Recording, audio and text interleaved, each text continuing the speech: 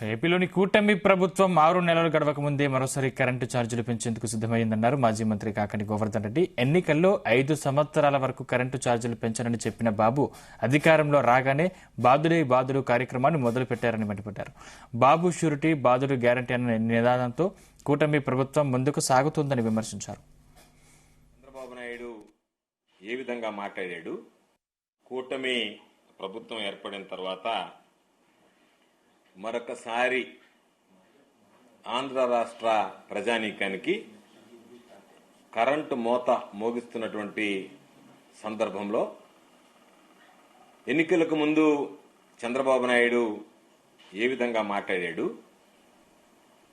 విద్యుత్ రంగానికి సంబంధించి విద్యుత్ ఛార్జీలకు సంబంధించి ప్రజలకు ఎటువంటి హామీలు ఇచ్చాడు, ఈరోజు వాటన్నిటినీ తొంగలో తొక్కి ఏ విధంగా ప్రవర్తిస్తున్నాడు అనేటువంటిది ఒక్కసారి మనందరం మననం చేసుకోవాల్సినటువంటి సందర్భం.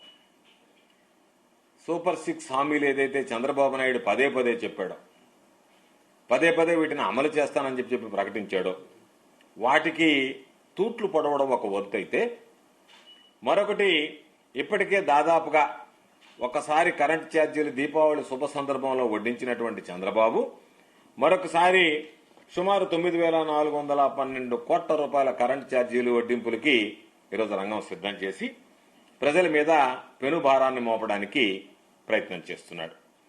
అంటే దాదాపుగా చంద్రబాబు నాయుడు కూటమి ప్రభుత్వం ఏర్పడిన తర్వాత 6 నెలల్లోనే ఇప్పటి వరకు 15,486 కోట్ల రూపాయలకు సంబంధించినటువంటి విద్యుత్ అదనంగా వసూలు చేయాలి ప్రజల దగ్గర నుంచి అనే అదనపు భారాన్ని ఈరోజు ప్రజలకు అనేక రకాలుగా ట్రూ అప్ ఛార్జీస్, ఇంధన సర్దుబాటు ఛార్జీలు, రకరకాలైనటువంటి పేర్లతో ఈరోజు ప్రజల నుంచి ముక్కుపిండి వసూలు చేయడానికి చంద్రబాబు నాయుడు గారు సిద్ధపడ్డారు.